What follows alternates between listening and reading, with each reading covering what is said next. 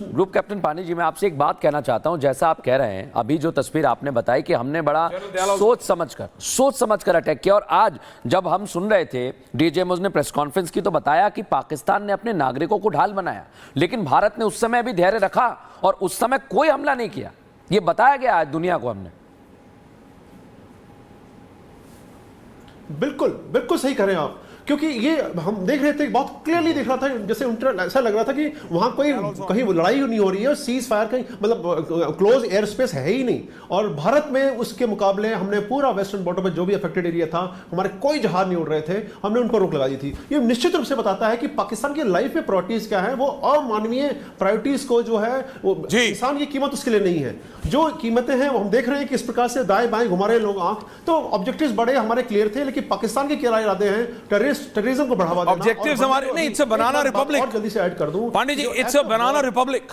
General Dayal, Pakistan banana republics हैं, कौन से कोर्ट्स हैं, गोरिल्ला कोर्ट्स है, व्हाटएवर। लेकिन तब भी यह उम्मीद नहीं थी सर कि कोई देश, सोचिए जंग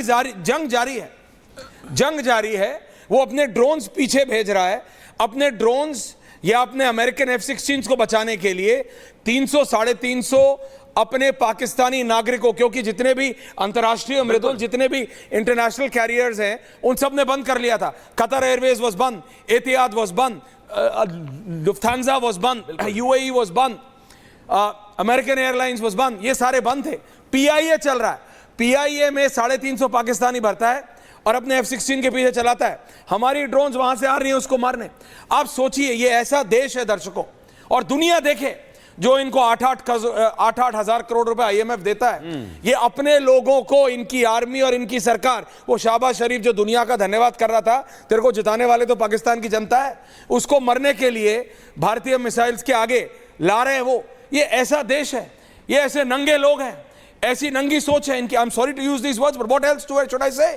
जनरल, वो है ना कि आप इनसे करो तो करो क्या, जो अपने नागरिकों को ढाल बनाए, ऐश्वर्या, क्या करो इनके, ऐश्वर्या, और ढोल पीटते हैं दुनिया में कि हम ये हैं, हम वो हैं।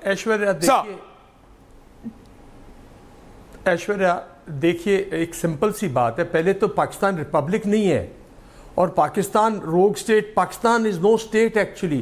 किसी को नहीं मालूम वहाँ कौन अधिकारी है, किसकी शक्ति है, कौन पावरफुल है, कौन नहीं है। हर रोज उनके यहाँ द्वंद चलता रहता है। दूसरी बात मैं कह रहा हूँ, एक टेररिस्ट, हेड ऑफ टेररिस्ट है, आप क्या उम्मीद करते हो? टेररिज्म जिसके दिल में टेररिज्म है, जिसके दिमाग में टेररिज्म है, मुनीर के में, वो अपने लोग और पराये लोग है ही नहीं। बिकॉज वो दहशत उसके, वो तो एक दुनिया के लिए, एक दुनिया, पूरी दुनिया में अपनी फिलॉसफी, अपनी आइडियोलॉजी जो लोग करते हैं, वो पहले बाहर नुकसान करते हैं, फिर अपना भी नुकसान करते हैं, फिर अपने लोगों को भी यूज करते हैं। तो उनके यहाँ कोई इमोशंस नहीं है। तभी मैं भारत में बार बार लोगों को कहता हूं कि उनकी जनरलशिप, उनके लोगों के, उनके जो लीडर्स हैं मिलिट्री के जरिए, खासकर जो इंडोक्ट्रिनेटेड है, जो फंडामेंटलिस्ट हैं, जो बिल्कुल इस्लाम पे जो रेडिकलाइजेशन हुआ है, जिसके लिए जिम्मेवार है। इस्लाम में कोई दोष नहीं था ऐश्वर्या, पाकिस्तानी आर्मी में दोष था, जिसने खुद पहले रेडिकल हुई। जियाउल हक के टाइम पे देखो कितनी रेडिकल आर्मी थी, और उसने फिर दुनिया में जो इस्लाम को बदनाम करने के लिए सबको रेडिकलाइज कर दिया।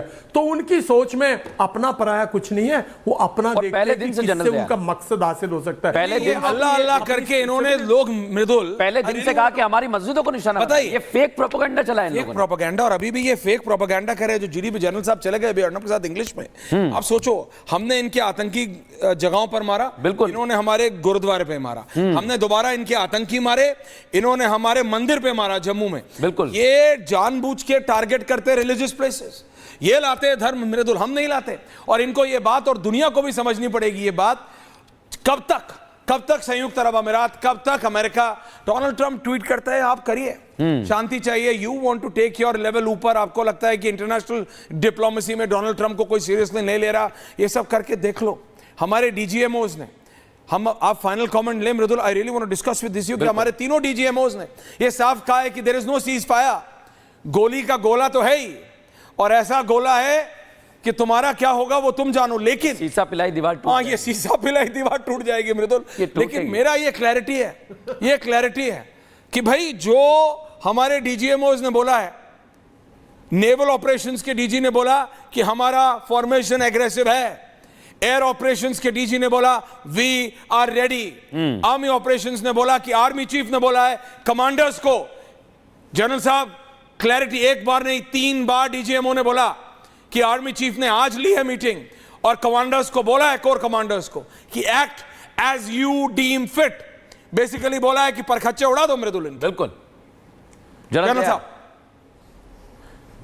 देखिए ऐश्वर्या, मैं देशवासियों को बताना चाहता हूं साहब। कि जो हमारे आर्मी कमांडर्स हैं ना, जो आर्मी कमांडर, जो फील्ड आर्मी के जो फील्ड आर्मी को चलाते हैं, वो हमारे आर्मी कमांडर्स हैं। Northern army commander, western army commander, eastern army commander. ये आर्मी कमांडर जो हैं, इनको बस सिर्फ एक डायरेक्शन चाहिए होती है, मिलिट्री ऑपरेशंस ब्रांच चीफ की डायरेक्शंस, बस इनफ है। बिकॉज वो इंडिपेंडेंटली उनका पूरा उनका अपना रोल है, उनका जो बिजनेस रूल्स हैं, जो इंडिया का कॉन्स्टिट्यूशन में उनका एक स्पेसिफिक रोल है, उनकी जिम्मेवारी है उस सरजमी को गार्ड करना, भारत की को, जो उनकी रिस्पॉन्सिबिलिटी के एरिया में है, और उसकी हिफाजत के लिए वो कुछ भी करेंगे। देखिए, ये तो लड़ाई है। अगर अचानक पीस हो जाए, जैसे चाइना ने जब किया, तो हमारे नॉर्दर्न आर्मी कमांडर, शुरू में हम लोग जरूर सरप्राइज हो, बिकॉज कोविड था, लेकिन उसके बाद उन्होंने खुद एक्शन लिया ना, तो वो एक्शन लेंगे। देशवासियों को अश्योर कर दो कि, और देखिए अर्नब, जो ऐश्वर्या, असली बात ये है कि ये सिर्फ कल जब डीजीएमओज की मीटिंग हो जाएगी, उसके बाद उसकी रूपरेखा हो जाएगी, और जो पाकिस्तान है उसको विंडो मिल गई है, वो थोड़े दिन फिर दुम दुबा के बैठेगा, फिर कुछ करेगा। मैं आपसे एक चीज और जानना चाह रहा हूं जनरल दयाल, आप इसमें ऐड कर लीजिए अपनी बात में, इसके बाद में पांडे सर आपके पास आ रहा हूं।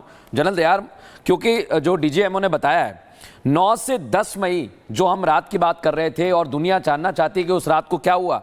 हमने पाकिस्तान पर जबरदस्त प्रहार किया, भीषण मुकाबला हुआ, भारत को कोई नुकसान नहीं हुआ, लेकिन उधर पाकिस्तान के एयरबेस तबाह कर दिया। और उसके बाद क्या होता है, 10 मई को इन्हें पता लगता है सुबह कि भाई रात में तो सब तहस नहस हो गया, तो डीजीएम तुरंत आते हैं, भाई अरे क्या हुआ भाई, हमसे बात कर लीजिए। यही कि हमसे गुहार लगाई।